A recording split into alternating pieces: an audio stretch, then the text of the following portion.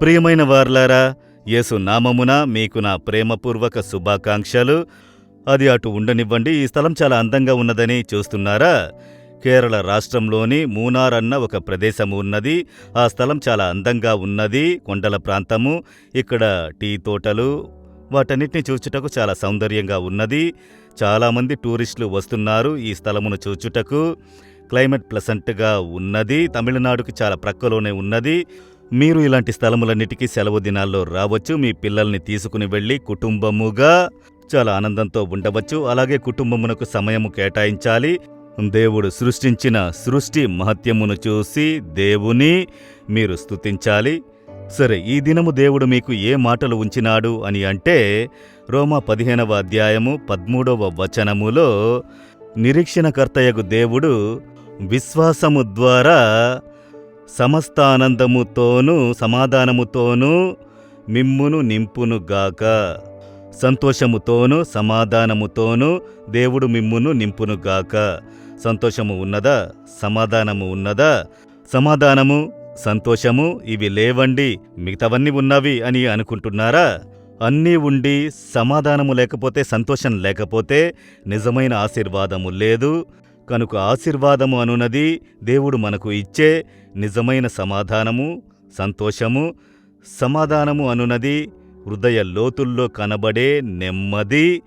నెమ్మది అని చెబుతారు కదా, ఆత్మ నెమ్మది. ఈ సమాధానము డబ్బులు ఇచ్చి కొనుక్కోలేము. అక్కడికి వెళ్ళి ఇక్కడికి వెళ్ళి దొరుకుతుందనుకుంటే దొరకదు. అది ఉచితంగా దేవుడిచ్చే ఆశీర్వాదము. ఈ సమాధానము మనకు అనుగ్రహించుటకు యేసుక్రీస్తు మనిషిగా వచ్చి శిలువలో రక్తము చిందించి సమాధానమును కలుగజేశారు అని వేదములో చెప్పబడి ఉన్నది. ఎందుకంటే ఆ సమాధానమును బాధించే విషయము పాపము. ఈ పాప క్షమాపణ కలిగితేనే నిజమైన సమాధానం కలుగును. ఈ పాపము క్షమించుటకు యేసు శిలువలో రక్తమును చిందించి మనకు సమాధానమును ఏర్పరిచారు. ఆయన హృదయంలోనికి వచ్చినప్పుడు నిజమైన సమాధానము.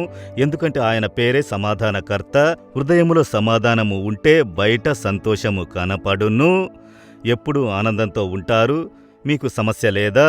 మీకు అవసరమే లేదా? ఎప్పుడు సంతోషంగా ఉంటున్నారే అంటే, హృదయములోన యేసుక్రీస్తు అన్న సమాధానకర్త ఉంటే బయట నుండి ఆ సంతోషము తెలియను.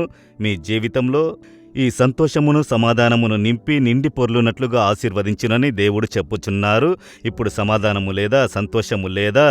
యేసయ్యా, నాకు సమాధానము ఇచ్చుటకు కదా మీరు సిలువలో మరణించినారు. నాకు సంతోషమునిచ్చుటకు మీరు బలిగా సమర్పించబడినారు.